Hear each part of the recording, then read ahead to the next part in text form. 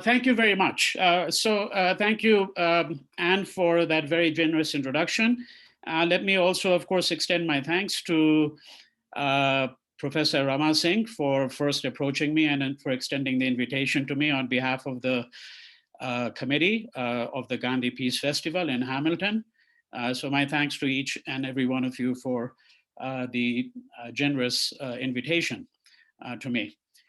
So the subject of today's talk is Gandhi and racism in the wake of BLM, Black Lives Matter.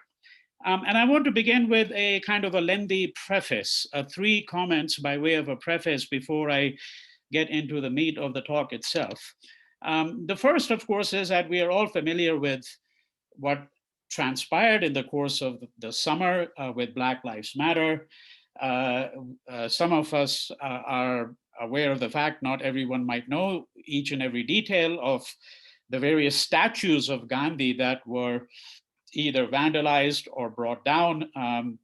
The statue in Washington, D.C., which of Gandhi that stands right outside the Indian embassy was vandalized.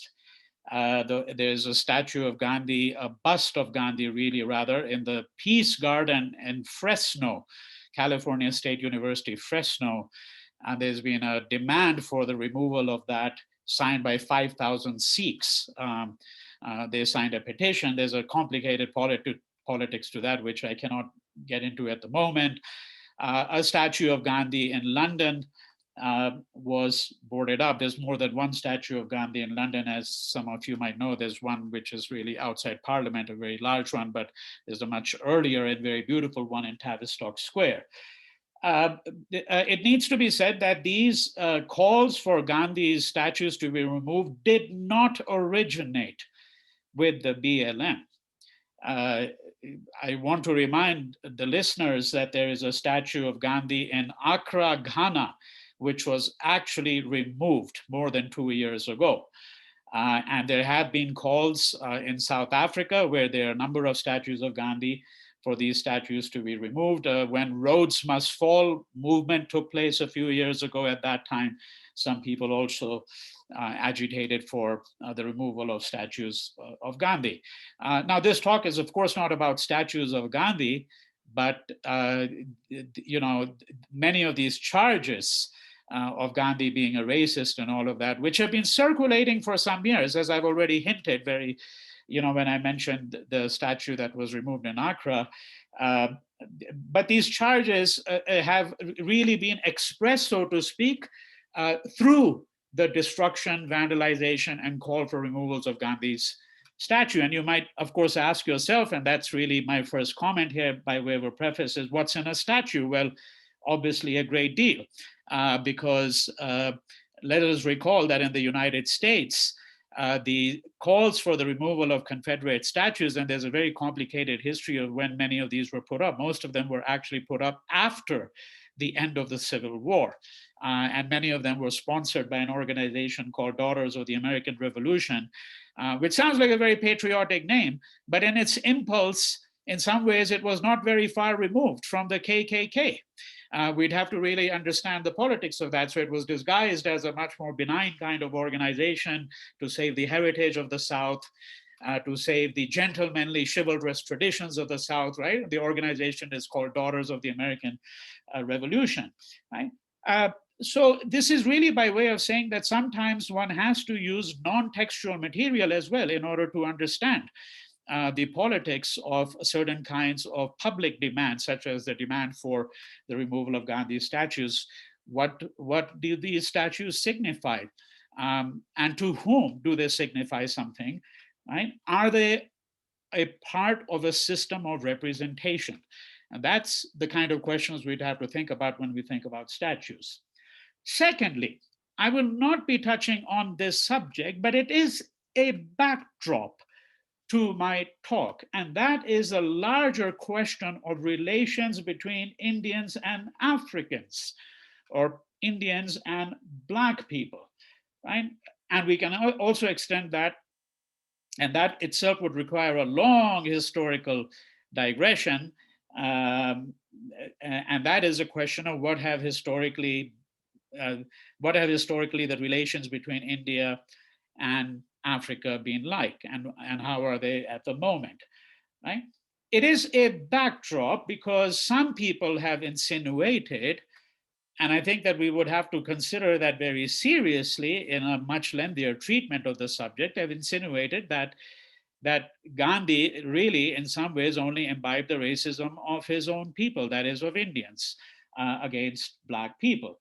Um, Now, whether Indians have a monopoly, which some of the people have seemed to suggest, other than white people, of racism, because I have seen in many social media forums a charge that, well, Indians are always racist.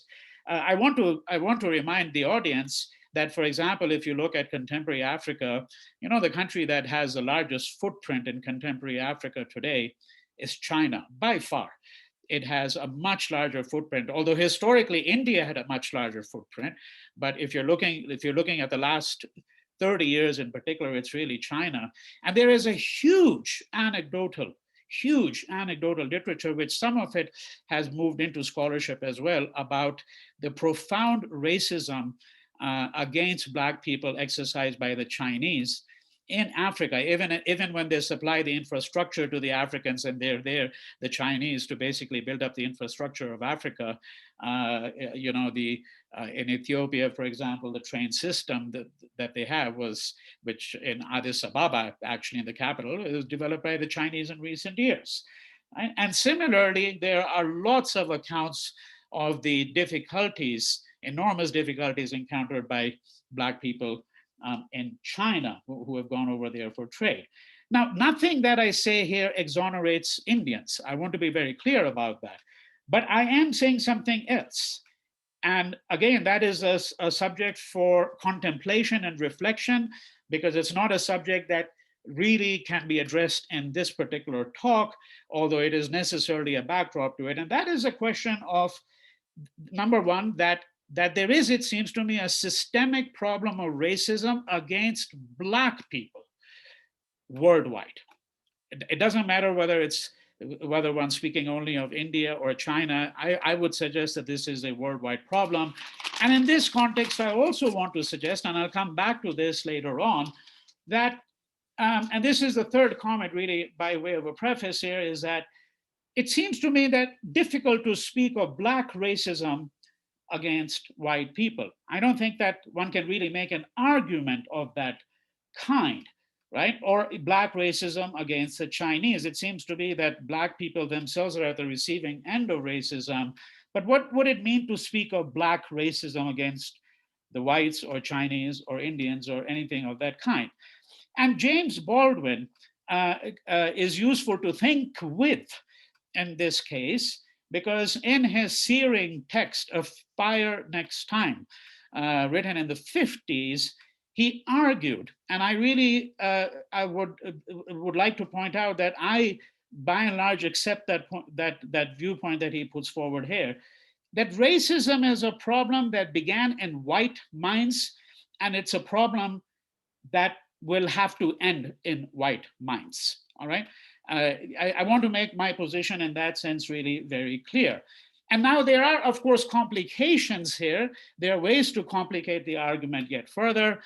For example, the recent book, although she's really not the first person to make that argument, it's just that she has a more sustained argument. I'm referring here to Isabel Wilkerson's recent book, which has been a subject of lots of reviews and discussion, where essentially she says that racism is no longer adequate really to understand in some ways a condition of Black people in, for example, the United States, because it really is a form of casteism, right? And so this book is really a discussion of caste in India, and more so Black racism against Black people in the United States, which is to say that it's not only that racism can be understood as a form of casteism, but that casteism can be understood as a form of racism. And this was the attempt of Indian activists about 15 years ago, when a huge conference was held in Durban, that they wanted caste to be brought under a conference on racism, and they wanted caste to be brought under the purview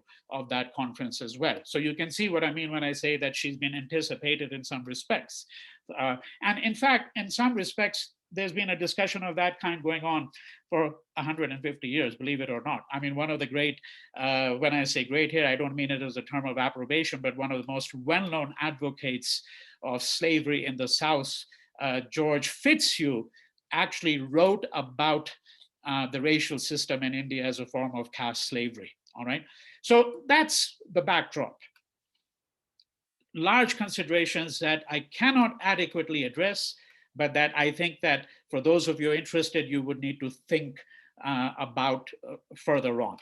All right. Now, this brings me to the subject of Gandhi in South Africa. Because if we're going to address the question of was Gandhi a racist, or how we think of Gandhi in the vein of racism, then I think we have to obviously go back to his years in South Africa. There's but no question about that, right? And it is necessary then to understand a few matters perfunctorily, because there is, of course, a massive literature and still growing literature on Gandhi's years in South Africa. We have to have at least a rudimentary understanding of what were the circumstances that took him to South Africa. What was he doing there? What are the charges against the kinds of activities that we carried out in South Africa? And what are the charges very specifically before we understand the circumstances under which he went to South Africa? So I'm going to go back and forth between the circumstances and the charges, but let me first lay out the charges very clearly. Two are mentioned most frequently. One, that he used openly derogatory and racist language to speak of the native Africans.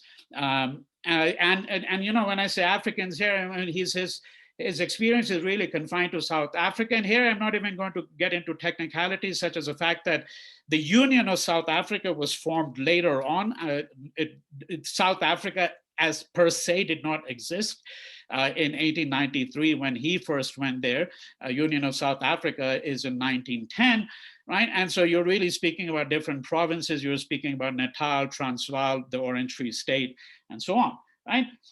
But that he used openly derogatory language to describe Africans, although he doesn't really speak of Africans, he speaks of kaffirs, and sometimes there are words such as Zulus. He does not, for example, speak about the other groups that I'm going to mention in a different context later on. And secondly, that he did not involve Black people in the struggle for the rights of Indians, right? That if indeed, if we are using the template of something called human rights, then clearly the charge seems to be that Gandhi had really no truck with the African people at all. He didn't engage with them, and they were not part of the struggle at all. Now, to these two charges, Ashwin Desai and Ghulam Wahed, both of whom, by the way, I know very well. I've been to South Africa a number of times, and they're good friends of mine. And I have very sharp differences with them, but we haven't abandoned our friendship, at least not from my side, and I think likewise from their side, notwithstanding the critique, which I think there has to be a vigorous and forceful critique of what they're saying. Because I think there's some elements of what I would call slyness and sensationalism in that work as well. And as I'm going to point out, some other difficulties with that. But they add two more charges, really, to the two that I've mentioned. Number one, that in South Africa, Gandhi was interested only in securing the rights of Indians within the empire. That is, that he was a staunch loyalist and defender of the British Empire and never lost any opportunity to defend it. Right? Even if he was critical of it, he was only critical of it because this British Empire did not recognize the rights of Indians who were British subjects. I mean, look at Queen Victoria's proclamation after the suppression of the rebellion in India in 1857-58. Right? So that, in other words, they're arguing that, well, frankly, he's really just another bourgeois political leader. Why is there all this ruckus over his sainthood and his Mahatmahood and all of that, right? That's really, in essence, what they're saying. And then this last fourth charge, the second of the additional charges that they add, that contrary to the common perception, he never had any interest at all in the rights of the indentured Indians. Now, in South Africa, this terminology is not really used for Indians going to Fiji, for example, as indentured laborers, or to Mauritius, although the circumstances in that sense may not have been radically different in some ways. The terminology I'm referring to is the fact that and Ghulam and Ashwin and Surendra Bhanna, the late Surendra Bhanna, another scholar with whom Ghulam collaborated, he did a lot of work. They distinguish between those Indians who were brought over as indentured laborers and a few also working as indentured servants, and who are referred to as coolies, a derogatory term, right? So they distinguish between them and those Indians who paid their own passage, and they're called passenger Indians, and in the South African literature that we have on this. And this would have included people such as the merchant Dada Abdullah, whose origins are from Porbandar, where Gandhi is from, who is going to invite Gandhi to come to South Africa, to Natal, right? So what their charge is that he was only interested really in defending the rights of Indian merchants, right? And I would suggest for those of you who are interested that the work to look up here is not their book, Ashwin and Ghulam's book, because there's a much more detailed study, and that's a detailed study by Charles D. Salvo, which is called M.K. Gandhi, Attorney at Law, the Man Before the Mahatma, published in 2013, which is really a study of his legal career in South Africa.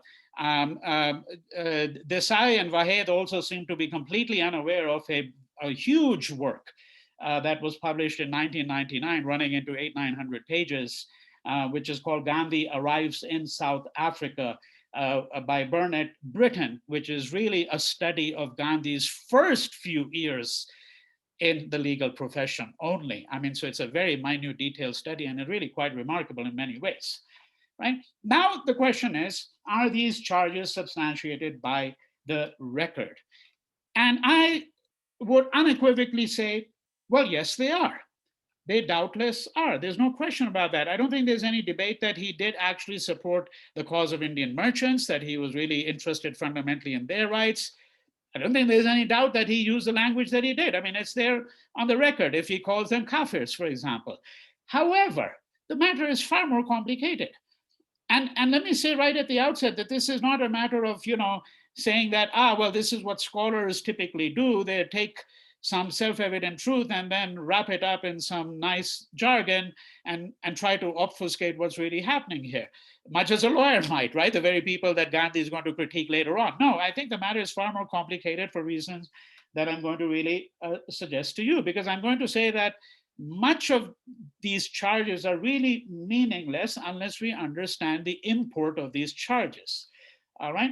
To say, for example, that Gandhi was a loyalist means nothing at all when we consider that Gandhi himself said the following in 1920, all right? Quote, "No Indian has cooperated with the British government more than I have for an unbroken period of 29 years of public life. I put my life in peril 4 times for the cause of the empire," end quote. And let us also recall that in 1922, when Gandhi was put on trial on charges of sedition and then sentenced to a 6-year term, he didn't serve out the entire 6 years. He was released after 2 years. But his speech at his trial is one of the most extraordinary documents in the English language, particularly if you're looking at legal philosophy. And one of the things that he says there unequivocally is he says, I'm going to describe to my audience, I'm going to describe to the judge how I got transformed from being a staunch loyalist to being a staunch non-cooperator. Right? So Gandhi is the first person to admit that. So what does the charge mean? Because all it really says is that Gandhi was a man of a certain political disposition, and then later on he gravitated gradually to a very different kind of position. All right. Now, Gandhi arrives here in 1893. I've already indicated the circumstances very briefly. There's a lawyer there, Baba Abdullah, who in time would develop a flourishing business. I mean, he had multiple branches of his company, 15 according to some sources, All right, and he's a wealthy merchant, and Gandhi is brought over. These are through what I might call the Biradri networks, the Jati Biradri networks, the caste networks, and of course, Porbandar networks and all of that. And he arrives there. Gandhi is he's been credentialed, of course, in law in London, and he's going to commence a legal practice. All right. It's important to say, by the way, that for a very long period of time, Gandhi was the only Indian lawyer in all of South Africa. All right. The only Indian lawyer. Now, there is no question that he was brought over by Baba Abdullah and a number of other merchants who were interested in the same kinds of concerns. He was brought over to serve their interests, right? Not the interests of indentured laborers. How much Gandhi knew even about the indentured laborers at that point is a question to be asked, because I doubt that he knew very much about the composition of the Indian population in South Africa, and particularly in Natal, where the first Indians arrived as indentured laborers in 1860. All right. Now, there are, even in his first year of practice, there are cases where he does take up the case of a indentured laborer. Most famously, for example, the case that he talks about in his autobiography of an indentured laborer called Bala Sundaram in 1894. He was an Indian indentured servant who had been badly beaten up by his European master. So Bala Sundaram comes to Gandhi. Gandhi is a lawyer and says that I want to be placed under a new master, right? He's not asking to be relieved of his indentureship because that wasn't really possible. And this Gandhi succeeds in doing, and he does this case on a pro bono basis. So that is, there's no charge for this at all. All right. But it is unquestionably the case that in his legal career, which really only terminates in 1911, that's when he ceases to practice as a lawyer in South Africa as in 1911. So from 1893 to 1911, he did so. And there are cases where it is very clear that Gandhi's acting on behalf of certain class interests. So let me give you another illustration of that. This substantiates the charge that he was only interested in certain class of Indians, those who he considered to be either professional or merchants and people who were, well dressed, if you want to put it this way, and so on. So, for example, there used to be handheld rickshaws, hand-pulled rickshaws, which were only for Europeans, only Europeans could ride in them. And Gandhi is going to put forward a petition. He's going to agitate to have this restriction removed. This same question is going to come up with trams in Johannesburg, which were only intended for Europeans. And initially what Gandhi argued was that Indians should be permitted as well. When, of course, these proposals were completely shot down by the town council, then Gandhi says, well, how about just well-dressed Indians, okay? Indians who come from the upper class, I mean, at least they should be permitted. The town council would have nothing of that whatsoever. But the fact that he was willing to go to that extent has been taken as an instance of the fact that he had certain class interests in mind. All right. Now, on the question of his loyalty to the British Empire, let's very, very briefly look at a number of incidents, and then I'm going to move to the second half of my talk. So, for example, there is the Boer War, which is fought in 1898. Gandhi has a description of that in Satyagraha in South Africa, pages 66 to 67. I should also say, right at the outset at this point in time, that it has been argued that the work called Satyagraha in South Africa, which, like his autobiography, are both works dating from the 1920s, all right? So substantially later. Remember that he leaves South Africa in the second half of 1914, arrives in India in early 1950, never goes back to South Africa, but he had lived there for over 20 years. So a number of scholars have charged that one of the things that Gandhi does is he tidies up the record. He cleans up the record because he's now writing about his years in South Africa, in Satyagraha in South Africa, which is from the late 1920s. And he's looking back on those events and he's tidying up. I don't think that's the case. And I'll show you a couple of illustrations of how I think we'll need to complicate that assumption. Joseph Lelyveld, in his biography from 7-8 years ago, The Great Soul, uses that phrase, tidying up. But it's also an argument that was made actually by a work that has become completely obscure, which effectively makes all the arguments that Desai and Vahed makes. A work by T.K. Mahadevan, going back to 1980 thereabouts. I met him at the Gandhi Ashram in 1982, in December 1982, where he gave me a copy of his book, The Year of the Phoenix. And it's uncanny the extent to which most of the arguments that are made by subsequent scholars are all in that particular work. All right. And he suggested that there was this kind of tidying up that was going on in a way. All right. So there's the Boer War, and there's the Zulu rebellion, also known as Bambatha's rebellion, named after the Zulu king in 1906. In both of these cases, Gandhi is going to offer the services which are eventually going to be accepted of an ambulance corps, right? The Natal Indian Ambulance Corps, and there he's going to nurse, he and the Indians working with him. In the case of Bambatha's rebellion, we're talking about 800 Indians who are going to actually nurse the wounded. All right. It has been alleged that he actually wanted to recruit the Indians for not for nursing and for ambulance, but to actually fight. But the government turned him down, right? And then therefore he said, all right, well, let me then at least offer some non-combatant services, right? Now, this proves, as Vahed and Desai argue, and I think Gandhi himself says that openly, whatever you need to indict Gandhi, you don't have to go to another scholar. Gandhi will furnish you with all the tools you need to critique him, if I may say so. All right. Gandhi tells you, I remember those two quotations, that I was a staunch loyalist. What was his defense? His defense was that, look, we want rights within the empire. At this point in time, no one anywhere in India or anywhere else is arguing for complete self-determination, right? No one's arguing for separation from the empire. You have Queen Victoria's proclamation.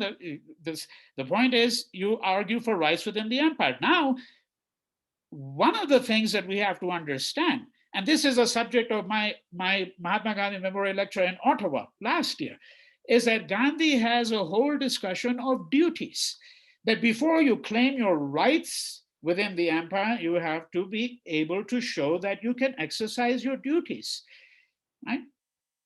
And that's a very large subject. What is the relative position of rights and duties in the discourse of Gandhi, and why he was actually very critical of what we might call the universal discourse on human rights, which has now become part of a universal common sense. And he has very elaborate arguments. One of those arguments has to do with its being human-centered, incidentally, going back to the French Declaration of the Rights of Man. I mean, the most frequent criticism there given is simply that, well, the French Declaration didn't include women. The man was to be read as man, not as human, right? But there's a much more extended critique that we can have, which I am saying is actually incipient in Gandhi all the time. But part of that critique is to, in fact, then valorize duties. So therefore, one of the things he wants to argue is that, look, the British always say that we never exercise our duties, that we don't want to fight at all. We're not manly. And so he is going to volunteer the services of Indians. All right. And this is where I want to suggest that Desai and Vahed don't really do the work of interpretation. Why did Gandhi, for instance, and this is really quite remarkable that he did so, if you think about the fact that he's known world over as an advocate of nonviolent resistance, why did he critique the Arms Act in India? The Arms Act, which was passed subsequent to the suppression of the Indian Rebellion of 1857-58 explicitly forbid Indians from owning arms. Gandhi opposed it. He opposed it because he made a distinction between what he called nonviolence of the weak and nonviolence of the strong.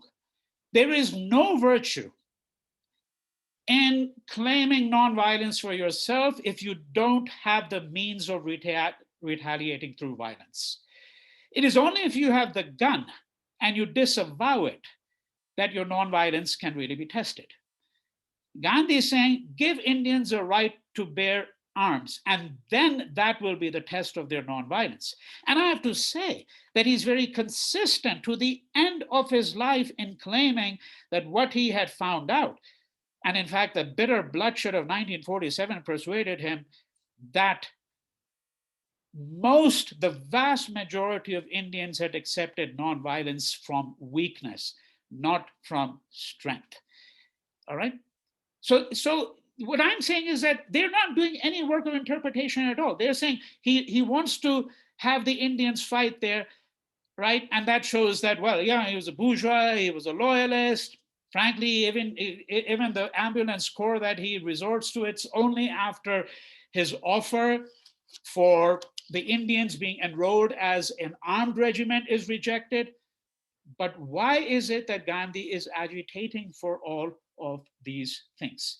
Right? This is what I'm saying we would really have to interrogate. And there doesn't seem to me to be any real interpretation going on here. Right? It's simply a matter of patching together quotations and then take the chronology and says, well, this is what he did. Now, so did what Gandhi say amount to being racism? All right, let me move to that question. But first we have to look at a couple of the quotations. So that is a couple of the remarks that he made, which are constantly cited. In a letter that he addresses to the Natal legislature in 1894, where a bill had been introduced to disenfranchise Indians, he said the following, and I quote, "A general belief seems to prevail in the colony that the Indians are little better, if at all, than the savages or the natives of Africa. Even the children are taught in that manner, with the result that the Indian is being dragged down to the position of a raw kaffir, end quote." Similarly, a year later, he quotes approvingly from the white-owned newspaper called the Cape Times, which ran a piece suggesting that Indians should not be lumped with blacks. The piece decried, in other words, putting together, quote, in the same category as a half-heathen native and subject, and subjecting the Indians to the harsher laws by which the kafir is governed, end quote, right? So Gandhi is saying that, Indian can't be dragged down to the level of the kafir and be governed by the laws by which the kafir is really governed. Now, when Gandhi returns to India in 1896, okay, he goes back there. He's back there for several months, for almost 10 months. And he goes to Mumbai, which was then being struck by the bubonic plague, right? Where he sharpens his skills in nursing, if I may put it this way, right? In Mumbai, he gives a number, or Bombay, really, as it was known then, Bombay, he gives a number of speeches where he explained what the agitation in South Africa was about, right? Which he had become the spokesperson, which he was the chief initiator, right? And in one of these speeches, he says, and I quote here, this is a speech he gives in public in Mumbai in 1896, quote, "Ours is a continual struggle against a degradation sought to be inflicted on us by the Europeans who desire to degrade us to the level of the raw kafir." Once again, that phrase, raw kafir, whose occupation is hunting and whose sole ambition is to collect a certain number of cattle to buy a wife with, and then pass his life in indolence and nakedness, end quote. Now, let us note a number of things, beginning with his use of the word kafir, which appears for the last time in his writings in 1913. So it appears in his writings for about 20 years. This is originally an Arabic word, used to refer to non-believers, used widely along the Swahili-speaking coast. Over time, it comes to be referred to all Blacks. According to three scholars at Pilani, well, not all of them in Pilani, but a couple of them, Krishna Adavi, Swaha Das, and Hari Nair, who have published an article on Gandhi's years in South Africa and the whole question of racism. This word kafir appears 456 times in Gandhi's writings between 1894 and 1913. The well-established Gandhi scholar and a good friend of mine, Ajay Skaria, says it was, quote, one of the racist terms used to describe the indigenous South Africans and especially Zulu population, end quote. I want to pause on that for just a moment. One of the racist terms. Well, he hasn't established that it was racist then. He's simply calling it a racist term.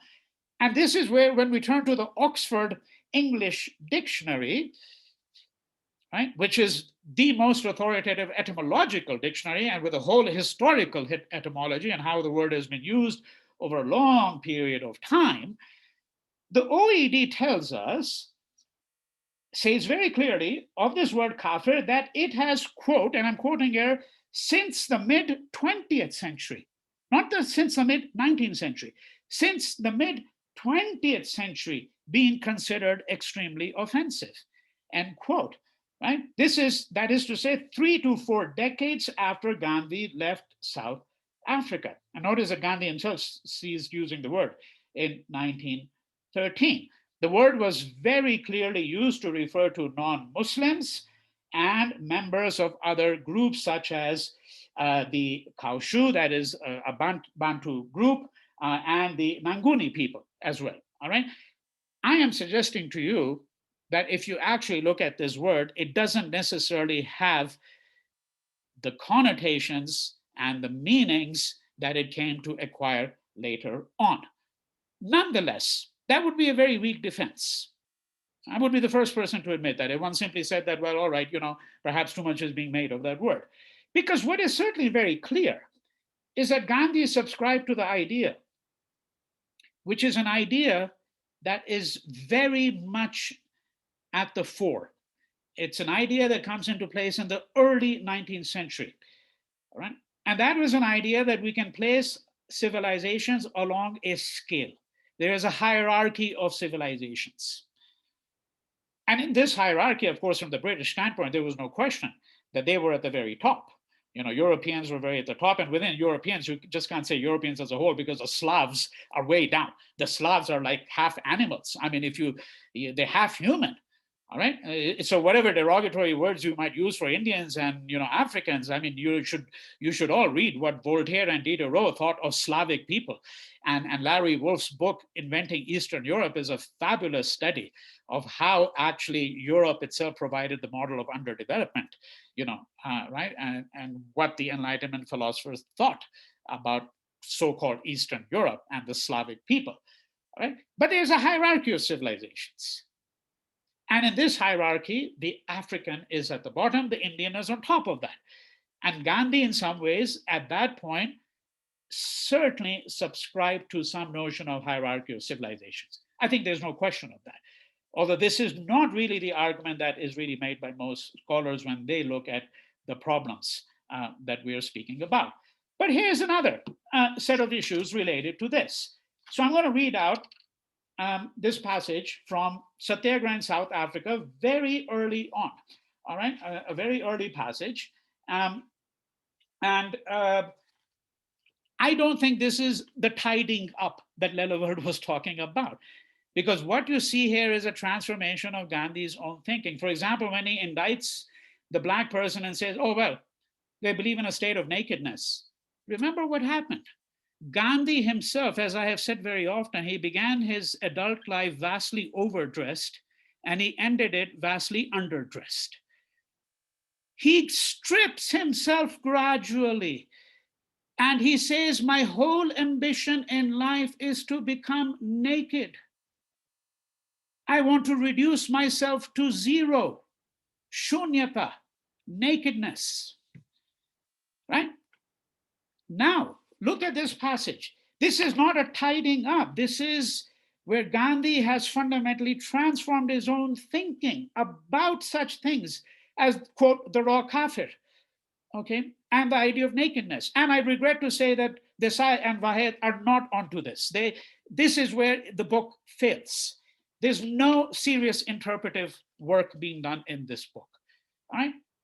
Page 9, Satyagraha in South Africa. Before the advent of European civilization, the Negroes used to wear animal skins, which also served them as carpets, bed sheets, and quilts. Nowadays, they use blankets. Before British rule, men as well as women moved about almost in a state of nudity. Right? Is this a criticism? No. Even now, many do the same in the country. They cover the private parts with a piece of skin. Some dispense even with this. But let not anyone infer from this that these people cannot control their senses. Where a large society follows a particular custom, it is quite possible that the custom is harmless, even if it seems highly improper to members of another society. These Negroes have no time to be staring at one another. What a lovely sentence, right? They have no time to be staring at one another.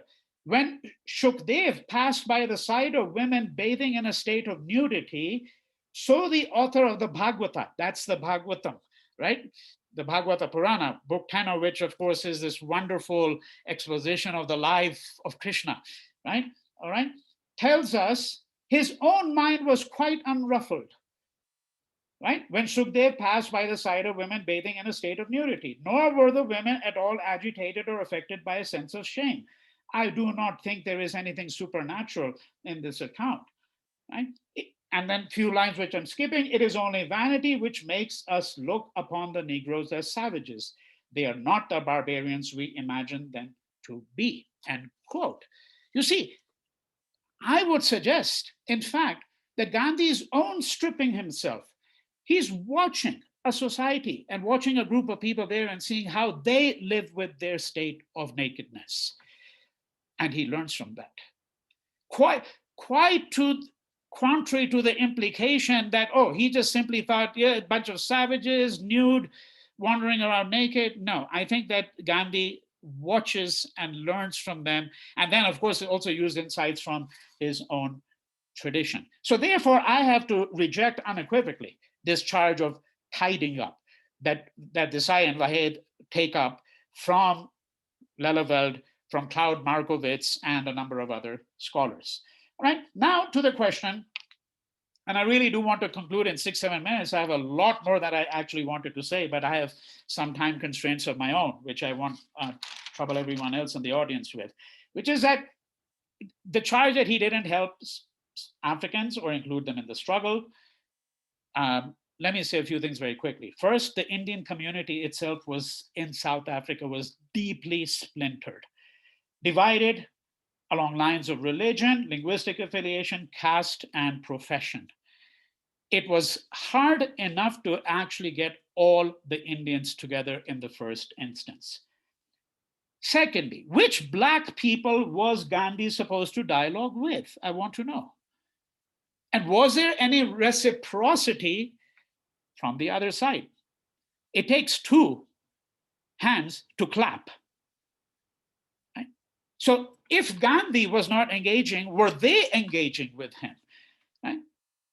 Frankly, there is nothing in the record which really suggests that. And here, of course, I have to simplify because there's a whole question of his relationship with Dubé, the community that was there very close by, John Dubé, all of that, right?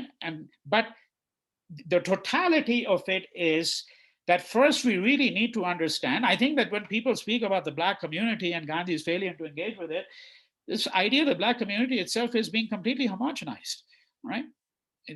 Because the Black community itself, Black people were themselves splintered along various lines.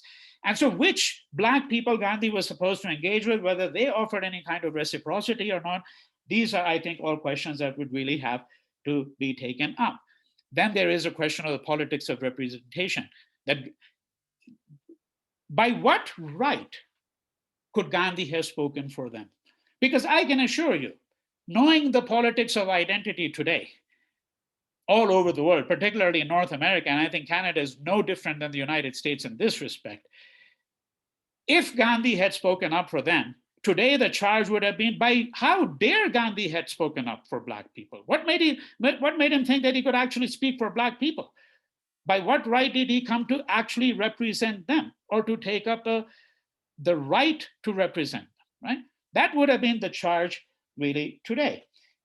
And it also needs to be said that we do not have on record, let me state it very clearly, we do not have on record any suggestion that any Black community or leader or people ever came to Gandhi and said, please involve us in this struggle for the rights of colored people in South Africa today. All right? The Bambata rebellion is extraordinary, and the way in which actually Desai and Vahed skew the interpretation, okay? Because what happened in this rebellion, the details are not that crucial, the entire details. What is important, in 1906, Gandhi, at the head of 800 Indians, is going to nurse the wounded Zulus. All right, the wounded Zulus, when no white doctor or nurse would lift their hand to do so. Gandhi talks about this. Nelson Mandela referred to it. In fact, Desai and Vahed's book is a whole veiled critique of Mandela too, and the Mandelization of South Africa, another subject. All right, it's a whole veiled critique of that, no question about it, if you ask me. All right, that's the real text of that book. Gandhi is really only the subtext, because Gandhi is now part of the legacy. Mandela is part of the legacy of South Africa as it is today. And the real gripe is against Mandela, in a manner of speaking, and what's happened to the ANC, you know, the African National Congress, right? There are always subtexts that we have to be aware of. The key thing is that in the discussion of the Bambata rebellion, what they really refer to is Doak's biography. The Dewey-eyed Doak, as they call him, and the fact that Gandhi purchased all the copies of this book. This Doak was the first person to write a biography of Gandhi, and Gandhi circulated copies of this book. They do not refute the charge, don't even address it, right? That Gandhi and the Indians actually nursed the Zulus. And this is, of course, the ethics of hospitality. All right, so finally, let me move to my conclusion. Take 3 to 5 minutes to do that very quickly. I've already suggested whatever we need to critique Gandhi comes from him, right? He was his own best and most ruthless critic, unquestionably so. But let me advance some other arguments. One argument that has been made by the 3 scholars that I refer to in their papers, Swahadas, Adavi, Harinayar, where they say that Gandhi's own changing views reflect, and I quote, the corresponding changes in the contemporary global discourses on race. That is, that the global contemporary discourse on race shifted. I don't think, by the way, it shifted that much, if you ask me, by the 1920s. In some respects, it hasn't shifted very much even today. Why would we need BLM, after all? Why would we need the systemic structural racism which invades the core of white civilization? And I'm using that phrase deliberately, right? And this suggests to me that the discourse hadn't shifted that much by the late 1910s or the 1920s or the 1930s, right? But that's their defense. And I'm not saying it's inconsequential, but of course, one of the other problems with it is that if Gandhi was so far ahead of his times in all other domains, for example, he was a person full of ecological awareness before anyone was really thinking along those lines. He had a critique of consumption, he had a critique of greed, he had a critique of industrial modernity, right? He had a critique of the economist's conception that growth is the only thing that matters. He had a critique of all of these, going back to Hind Swaraj. Now, if he's so far advanced of his times in those contexts, right? Why is it that in the case of race, he's not? I don't think that their assessment, you know, Swahadas, Harinayar, and Adavi really, I think, would reflect that. But nonetheless, as I said, I think that what they claim has a certain kind of merit. And one of the arguments that we do have to look at is we have to look at how Gandhi did really begin to think differently about some matters. And there, I think we have to turn to the pages of Indian Opinion. And we also have the journal of Du Bois, and that journal is the Crisis, okay? The Crisis. And what we see in both of these journals is an engagement with colored peoples, right? So this is in the United States, you have Du Bois Journal, and in South Africa, you have, of course, the Indian Opinion. There is a Universal Race Congress. The Indian Opinion actually talks about it, which is held in London in 1911, and Gandhi had a place to play in that. And this is where the shifting discourse on race that they're talking about can be seen. Now, secondly, and then I'll move to the last point here, let us assume that he was a racist. Let's just assume that. Let's grant the critics their due.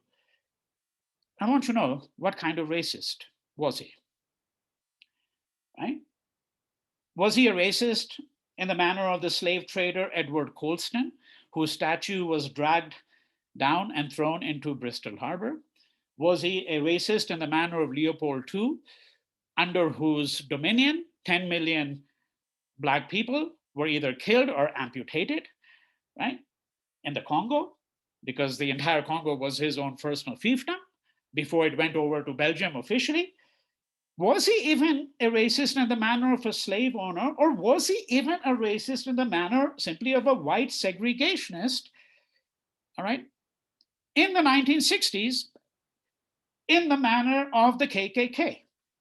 I think even his most ferocious critic would be hard-pressed to say that, well, he was a racist in any one of these ways, right?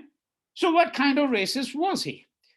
And how exactly did his racism actually harm anyone? I want to know that.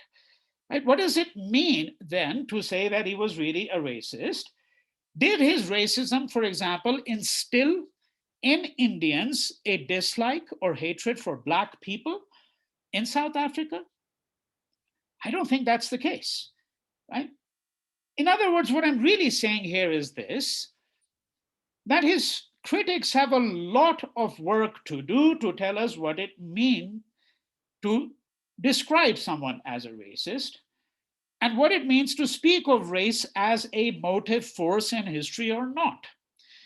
And what I'm also saying is the following. I'm saying, and this goes back to my remarks, which may have seemed incidental, and they're not.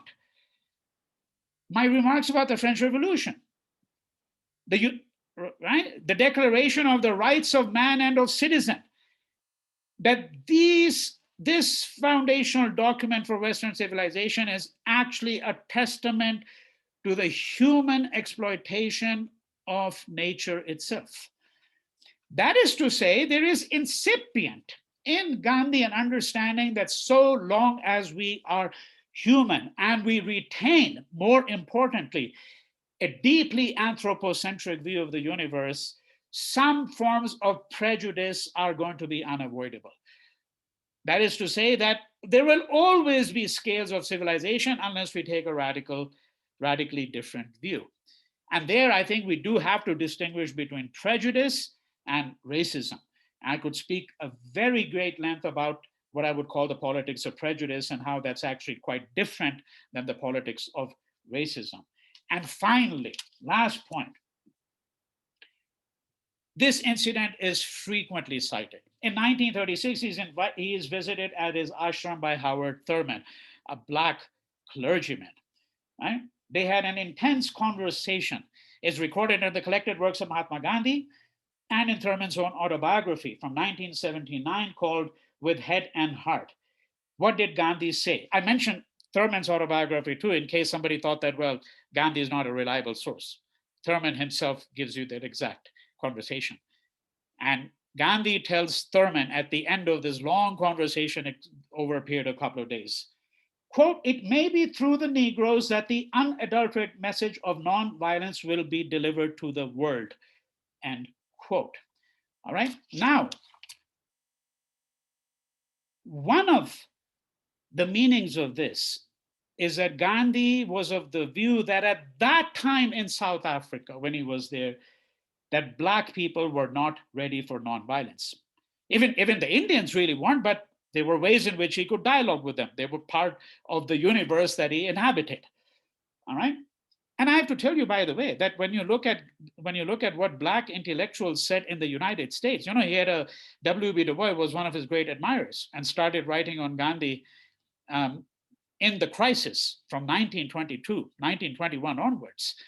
And most people think that the story of Black America and Gandhi ends and begins with Martin Luther King. Not at all. I mean, virtually all the greatest figures, right?